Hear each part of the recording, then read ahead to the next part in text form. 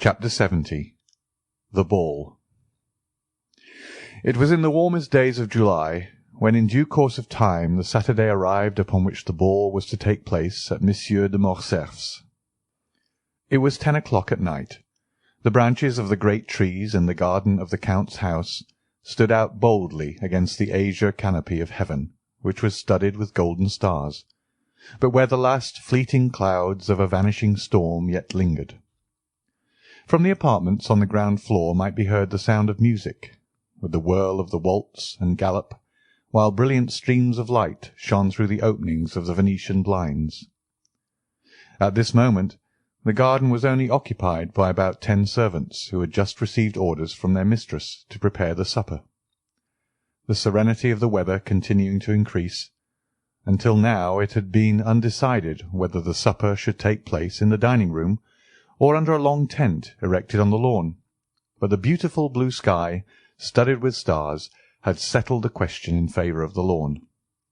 The gardens were illuminated with coloured lanterns, according to the Italian custom, and, as is usual in countries where the luxuries of the table, the rarest of all luxuries in their complete form, are well understood, the supper-table was loaded with wax lights and flowers.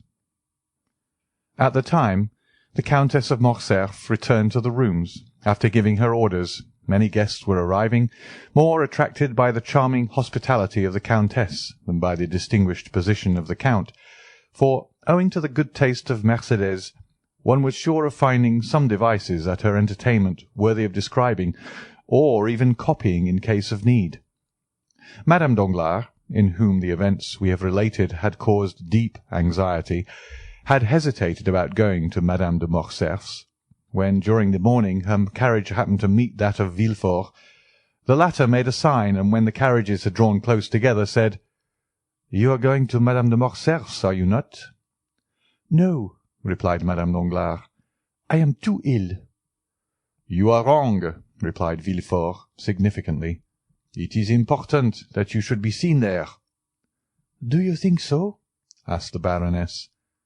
"I do." "In that case I will go." And the two carriages passed on towards their different destinations. Madame Danglars therefore came, not only beautiful in person, but radiant with splendour. She entered by one door at the time when Mercédès appeared at the door. The Countess took Albert to meet Madame Danglars. He approached, paid her some well-merited compliments on her toilette, and offered his arm to conduct her to her seat. Albert looked around him. "You are looking for my daughter," said the Baroness, smiling. "I confess it," replied Albert.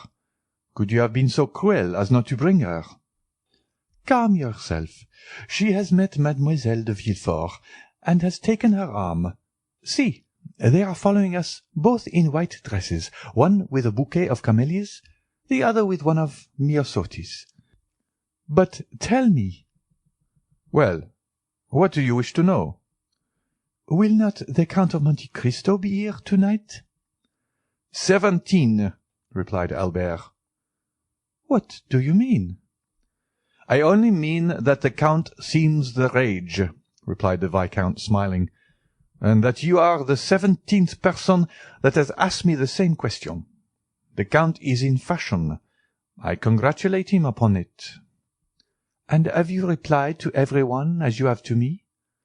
"Ah, to be sure, I have not answered you. Be satisfied. We shall have this lion. We are among the privileged ones." "Were you at the opera yesterday?" "No." "He was there." "Ah, indeed. And did the eccentric person commit any new originality?" "Can he be seen without doing so? Else there was dancing in the Diable Boiteux. The Greek princess was in ecstasies. After the cachucha, he placed a magnificent ring on the stem of a bouquet, and threw it to the charming danseurs, who in the third act, to do honour to the gift, reappeared with it on her finger. And the Greek princess, will she be here?" "No, you will be deprived of that pleasure. Her position in the Count's establishment is not sufficiently understood." "Wait, leave me here, and go and speak to Madame de Villefort. who is trying to attract your attention." Albert bowed to Madame Danglars and advanced towards Madame de Villefort, whose lips opened as he approached. "I wager anything," said Albert, interrupting her, "that I know what you are about to say." "Well, what is it?" "If I guess rightly, will you confess it?" "Yes." "On your honour?" "On my honour." "You were going to ask me if the Count of Monte Cristo had arrived, or was expected." "Not at all. It is not of him that I am now thinking. I was going to ask you if you had received any news of Monsieur Franz." "Yes, yesterday." "What did he tell you?" "That he was leaving at the same time as his letter." "Well, now then, the Count?" "The Count will come, of that you may be satisfied." "You know that he has another name besides Monte Cristo?" "No, I did not know it." "Monte Cristo is the name of an island, and he has a family name." "I never heard it." "Well, then, I am better informed than you. His name is Zacone." "It is possible." "He is Maltese." "That is also possible." "The son of a shipowner." "Really, you should relate all this aloud. You would have the greatest success." "He served in India, discovered a mine in Thessaly, and comes to Paris to establish a mineral water cure at Auteuil." "Well, I am sure," said Morcerf. "This is indeed news. Am I allowed to repeat it?" "Yes, but cautiously. Tell one thing at a time, and do not say I told you." "Why so?" "Because it is a secret just discovered." "By whom?" "The police."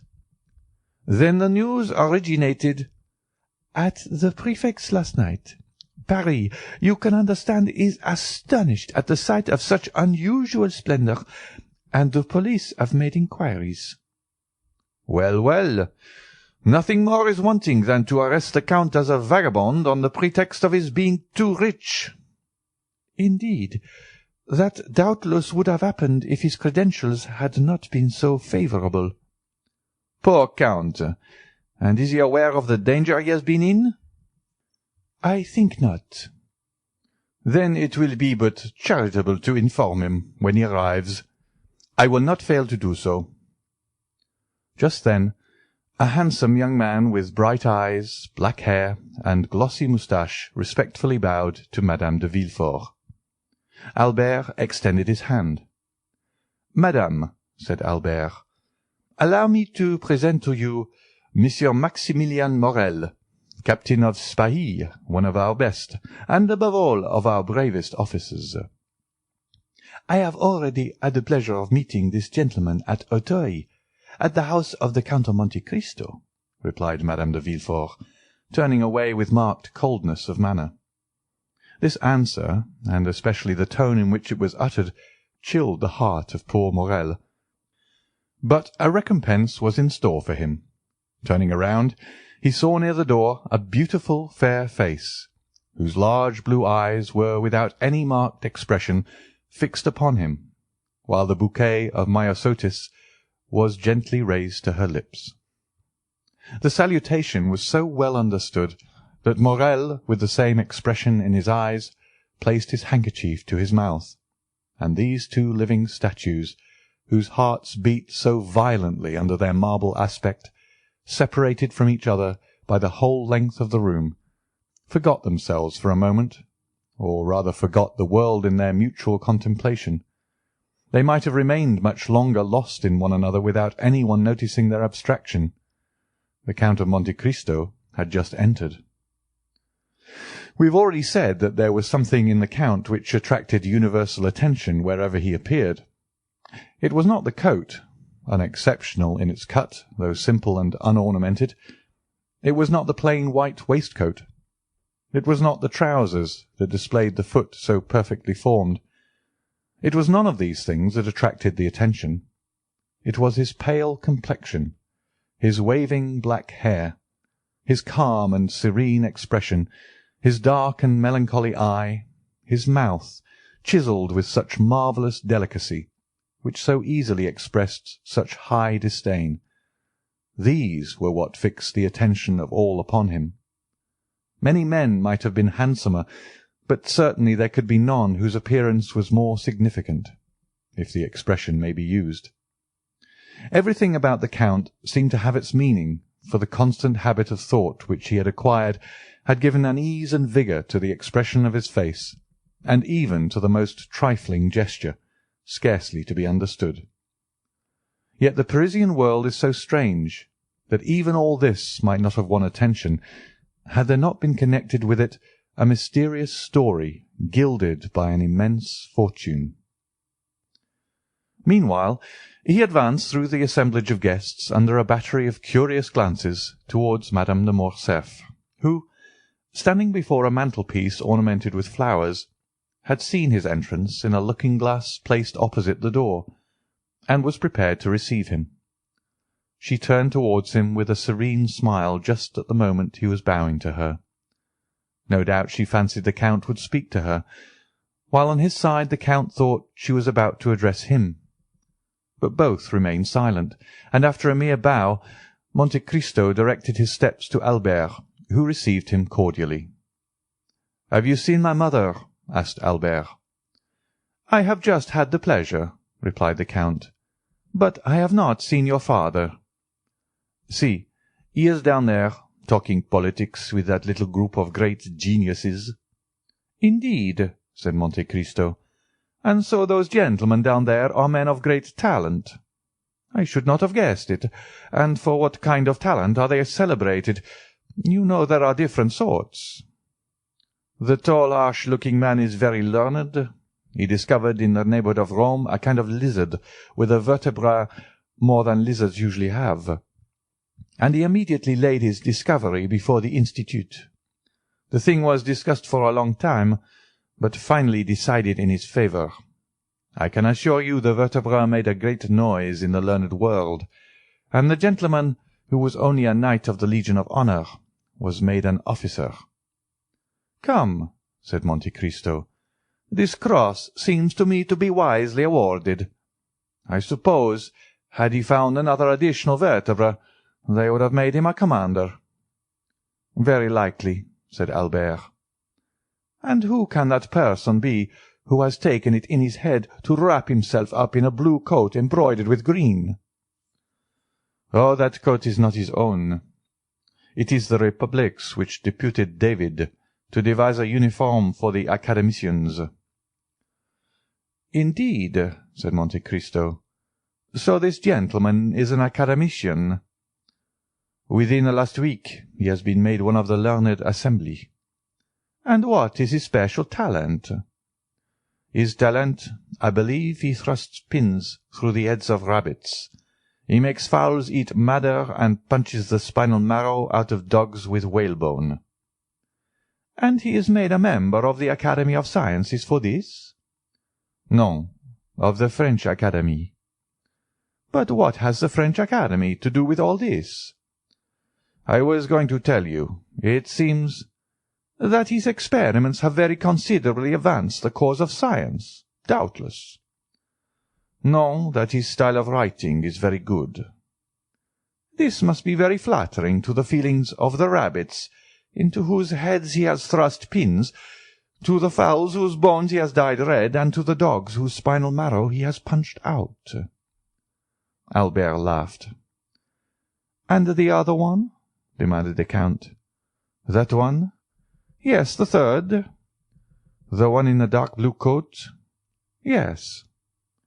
"He is a colleague of the Count, and one of the most active opponents to the idea of providing the Chamber of Peers with a uniform. He was very successful upon that question. He stood badly with the Liberal papers, but his noble opposition to the wishes of the court is now getting him into favour with the journalists. They talk of making him an ambassador." "And what are his claims to the peerage?" "He has composed 2 or 3 comic operas, written 4 or 5 articles in the Siècle, and voted 5 or 6 years on the ministerial side." "Bravo, Viscount," said Monte Cristo, smiling. "You are a delightful cicerone. And now you will do me a favour, will you not?" "What is it?" "Do not introduce me to any of these gentlemen, and should they wish it, you will warn me." Just then the Count felt his arm pressed. He turned round. It was Danglars. "Ah, is it you, Baron?" said he. "Why do you call me Baron?" said Danglars. "You know that I care nothing for my title. I am not like you, Viscount. You like your title, do you not?" "Certainly," replied Albert, "seeing that without my title I should be nothing, while you, sacrificing the Baron, would still remain the millionaire." "Which seems to me the finest title under the royalty of July," replied Danglars. "Unfortunately," said Monte Cristo, "one's title to a millionaire does not last for life, like that of Baron, peer of France, or academician, for example, the millionaires Frank and Pullman of Frankfurt, who have just become bankrupts." "Indeed," said Danglars, becoming pale.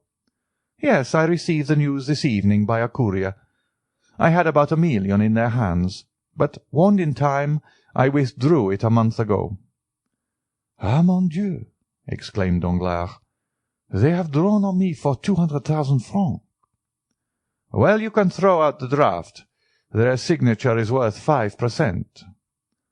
"Yes, but it is too late," said Danglars. "I have honoured their bills." "Then," said Monte Cristo, "here are 200,000 francs gone after—" "Hush! Do not mention these things," said Danglars. Then, approaching Monte Cristo, he added, "especially before young Monsieur Cavalcanti," after which he smiled and turned towards the young man in question.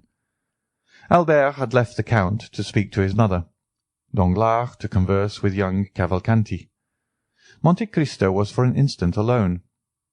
Meanwhile the heat became excessive. The footmen were hastening through rooms with waiters loaded with ices. Monte Cristo wiped the perspiration from his forehead, but drew back when the waiter was presented to him. He took no refreshment. Madame de Morcerf did not lose sight of Monte Cristo. She saw that he took nothing, and even noticed his gesture of refusal. "Albert," she asked, "did you notice that?" "What, mother?" "That the Count has never been willing to partake of food under the roof of Monsieur de Morcerf." "Yes, but then he breakfasted with me. Indeed, he made his first appearance in the world on that occasion." "But your house is not Monsieur de Morcerf's," murmured Mercédès. "And since he has been here, I have watched him." "Well?" "Well, he has taken nothing yet." "The Count is very temperate." Mercédès smiled sadly. "Approach him," said she, "and when the next waiter passes, insist upon his taking something." "But why, mother?" "Just to please me, Albert," said Mercédès. Albert kissed his mother's hand and drew near the Count. Another salver passed, loaded like the preceding ones. She saw Albert attempt to persuade the Count, but he obstinately refused. Albert rejoined his mother. She was very pale. "Well," said she, "you see he refuses." "Yes, but why need this annoy you?" "You know, Albert, women are singular creatures. I should like to have seen the Count take something in my house, if only an ice. Perhaps he cannot reconcile himself to the French style of living, and might prefer something else." "Oh, no, I have seen him eat of everything in Italy. No doubt he does not feel inclined this evening." "And besides," said the Countess, "accustomed as he is to burning climates, possibly he does not feel the heat as we do." "I do not think that, for he has complained of feeling almost suffocated, and asked why the Venetian blinds were not opened as well as the windows." "In a word," said Mercédès, "it was a way of assuring me that his abstinence was intended." And she left the room. A minute afterwards the blinds were thrown open, and through the jessamine and clematis that overhung the window one could see the garden ornamented with lanterns, and the supper laid under the tent. Dancers, players, talkers, all uttered an exclamation of joy. Every one inhaled with delight the breeze that floated in. At the same time Mercédès reappeared paler than before, but with that imperturbable expression of countenance which she sometimes wore. She went straight to the group of which her husband formed the centre. "Do not detain these gentlemen here, Count," said she. "They would prefer, I should think, to breathe in the garden rather than suffocate here, since they are not playing."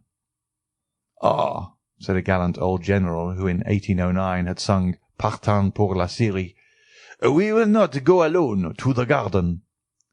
"Then," said Mercédès, "I will lead the way." Turning towards Monte Cristo, she added, "Count, will you oblige me with your arm?" The Count almost staggered at these simple words. Then he fixed his eyes on Mercédès. It was only a momentary glance, but it seemed to the Countess to have lasted for a century, so much was expressed in that one look. He offered his arm to the Countess. She took it, or rather just touched it with her little hand, and they together descended the steps, lined with rhododendrons and camellias. Behind them, by another outlet, a group of about 20 persons rushed into the garden with loud exclamations of delight. End of chapter 70.